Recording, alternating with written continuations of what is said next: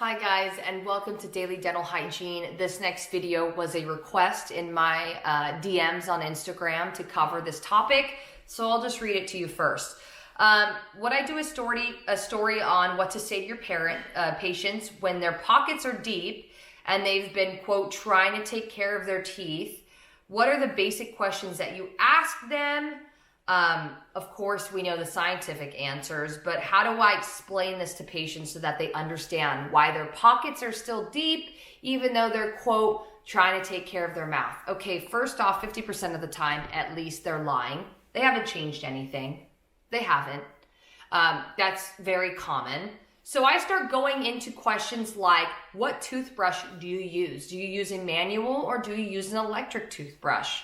If they use a manual toothbrush, I'm putting them on an electric toothbrush. It does not need to be expensive. You can go to Costco and get a double pack Oral-B electric toothbrush for under $100. You could get a base model toothbrush that's rechargeable on Amazon.com for like $45. So it can be cheap and inexpensive. Yeah, some of those toothbrushes that are incredible are like $300, but if it's a cost thing, I can have and come up with different options. On top of it, when there's really deep pockets, a toothbrush bristle and floss can only get so deep. So what I like to do is ask them, what are you using for floss? And here's my thing. I don't ask them, do you floss every day? Because the only answer that they can give you with a question like that is yes or no. I say on a weekly basis, how many times a week do you floss? Now that opens up the door. Well, I don't floss every day, but I floss about every other day. Okay, so 3 times a week gives me way more information than yes, I floss. Okay, how many times a day? How many times a week do you floss? Do you floss 14 times a week? Some people, they're like, I floss after every single meal. It gives you just more of a general background. I'm like, okay, I get it. So you floss about 3 times a week. Okay, great. You said you're using a manual toothbrush.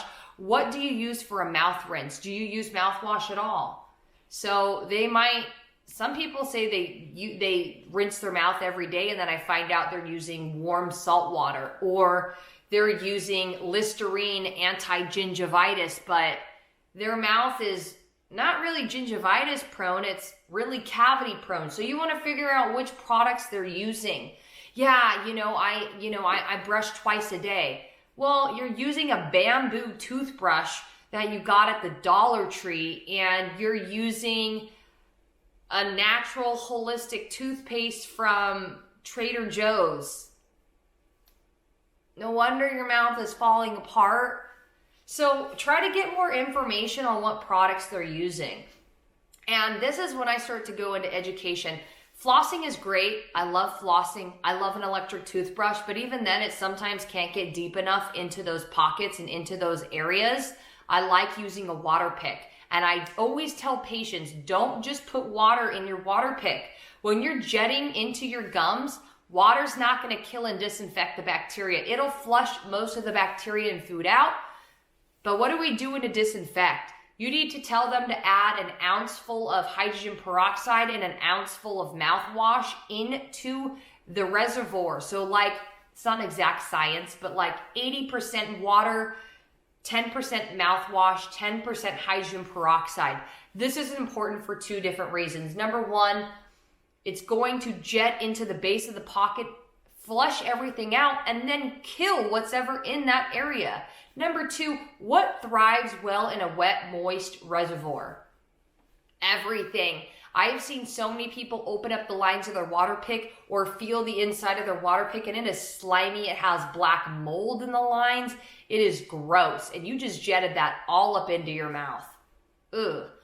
No wonder your gums are not doing well. You're putting bacteria and sludge into the base of your pockets where you can't clean very well to begin with. So we need to add something in to disinfect. Do not let your patients put anything like baking soda or salt water into the reservoir. It will actually destroy the water pick and clog the lines. If their lines start to clog at all, tell them that they can put warm vinegar through their water pick or their water flosser lines, and vinegar is notorious for breaking down minerals. I even put my Cavitron tips and stuff like that when they get clogged in vinegar, and it will degrade the minerals. You can use it on your shower as well. That's just another side note for home care, because people be like, I had a water pick and it broke. Well, number one, toothbrushes like Sonicare's, Oral-B's, water picks, if you contact the manufacturer and you've had it for under 2 years, they will replace it for free. Trust me, they will. Costco has a 2-year warranty on all their products, which is why I like telling all my patients to go to Costco to begin with, because I know that if something breaks, they don't even have to go to the manufacturer, just bring it back to Costco. On top of it, I have patients show me like how they're brushing. Like when patients tell me they floss every day, I don't know why my gums are bleeding and disgusting and my pockets are bad. I get in there myself and I floss them. And if there's tenderness, bleeding, sensitivity, I know they're not doing it properly. I see patients all the day say that they floss and then they do this: floss, floss, floss, floss. They are not, the number two things that I see is, number one, they're not angling the floss and wrapping it properly. And number two, they don't get it deep enough. They go like this. What are you doing with that? You didn't even get it under the gums. You missed all the gums. They barely get it into the gums and then they pull it out. No, sweetheart, you need to wrap it and get it up as deep as you can into your gums. It's floss. Floss is like bendable plastic. It shouldn't hurt. I put it on my arms. It shouldn't hurt. I tell them that. When I floss them, I go, if I'm flossing you right now, I'm seeing bleeding. I'm seeing inflammation. So it's not necessarily that you're not flossing daily.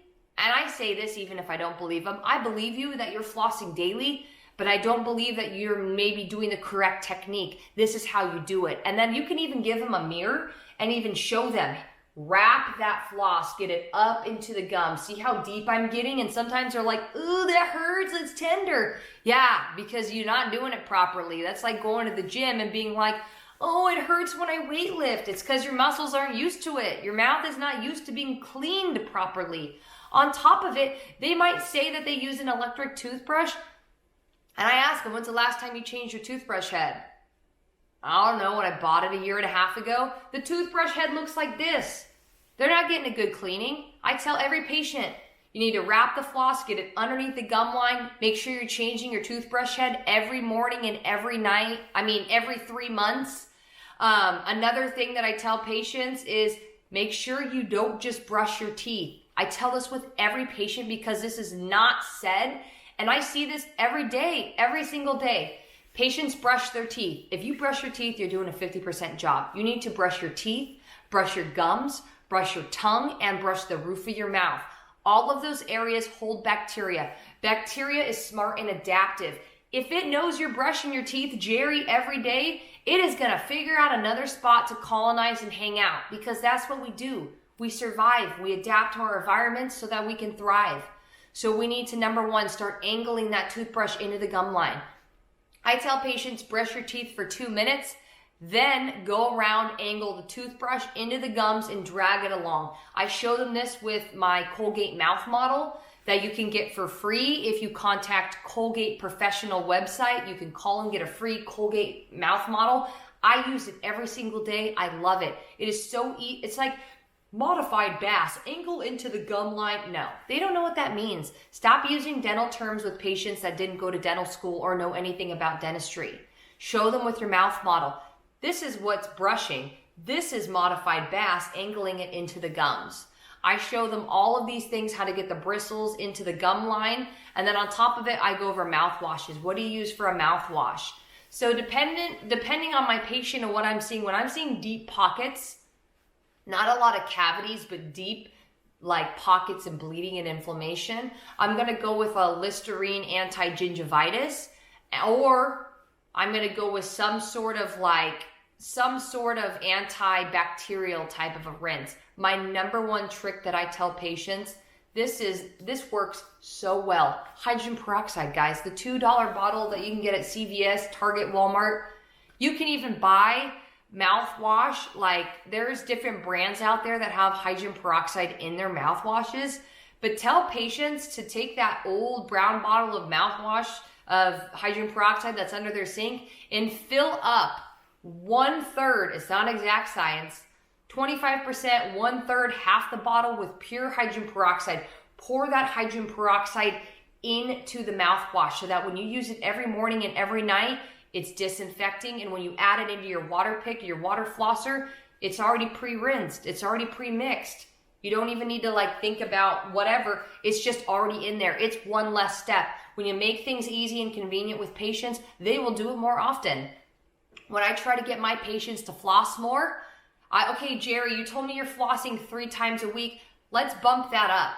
Keep some floss picks in your shower. Keep them next to your work desk. I keep them in my lunch box, and after I eat lunch, I floss. I keep them, my favorite spot is the center console of my car. Most people drive to work every day, or they pick up kids, or they run errands.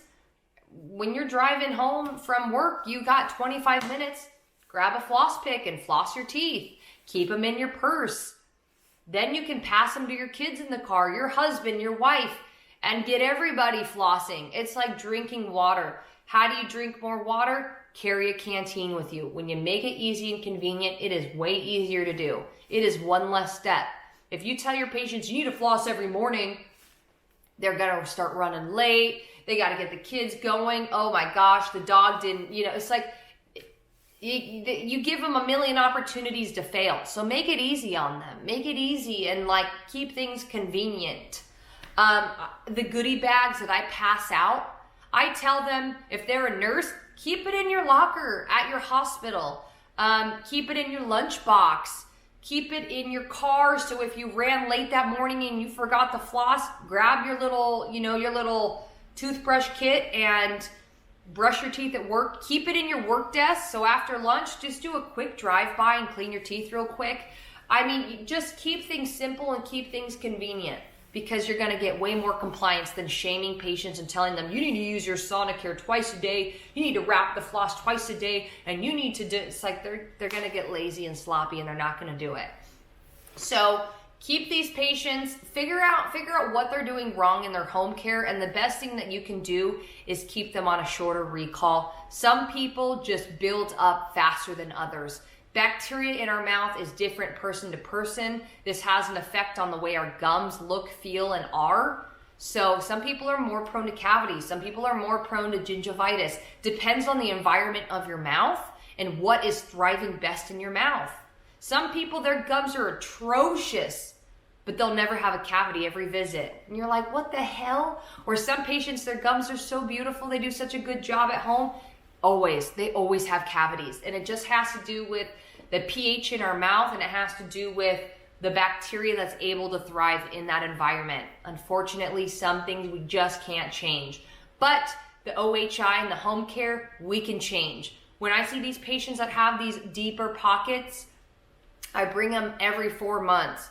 And I tell them, the verbiage I use with these patients is, hey, I can bring you every 6 months, but your cleanings are gonna be tough. Your mouth is gonna have deteriorated more and more. Your pockets are gonna get deeper. We're gonna have to redo, some of that scaling and root planing and those deep cleanings that we've done in the past. And you're at a way higher risk of losing your teeth. I want you to keep your teeth forever. That is my goal here as a dental hygienist. And bringing you in one extra time a year is gonna make that difference.